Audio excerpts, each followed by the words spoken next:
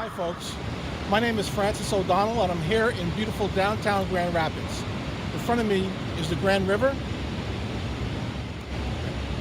And for those of you who don't know it, Grand Rapids is an up and coming, hip place, been revitalized, and a lot of it has to do with an event called ArtPrize. For those of you who don't know what ArtPrize is, it is the largest and perhaps the richest art festival, art show in the world. And over close to 1,500 artists from across the planet gather here and show their work in a competition that spans over 3 weeks. I brought my piece here. It's called The Deadly Tide, and it's about single-use plastics in our environment.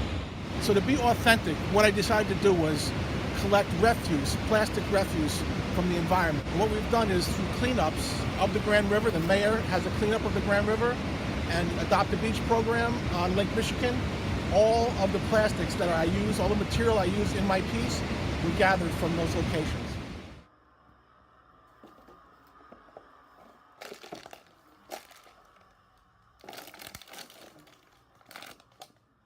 My entry this year for ArtPrize number 9 is entitled The Deadly Tide, and it details the critical issue of single-use plastics in our environment, especially in our oceans, rivers, lakes, and streams.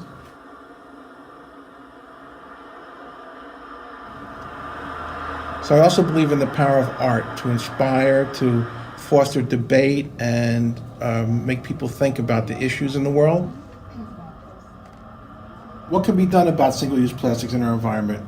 Well, for the longest time, people talked about reuse, recycle, or reduce.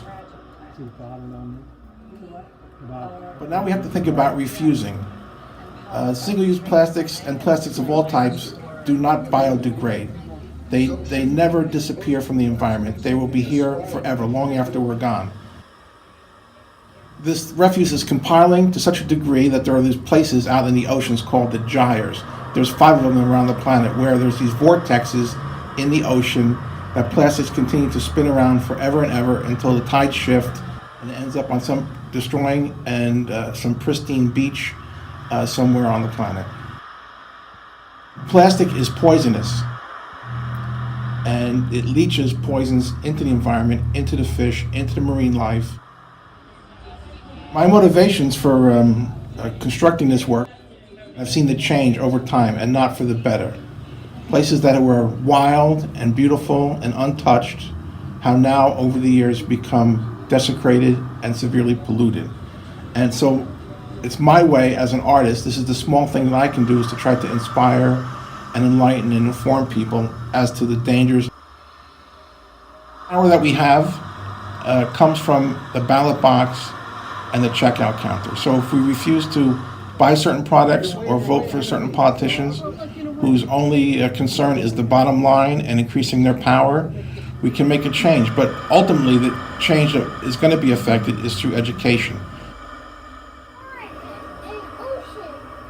If we make sure that the next generations understand completely what's going on and what needs to be done, it's not too late to turn back the tide. My goal in this ArtPrize competition hasn't necessarily been to win, but to be able to bring focus onto this critical issue. And what I'd like to do is to be able to replicate this piece in other venues around the country and keep this critical issue in front of the eyes of the public. But I'm really happy about how my piece has shown in this ArtPrize. It was in the top 100 of the people's on the leaderboard of their People's Choice.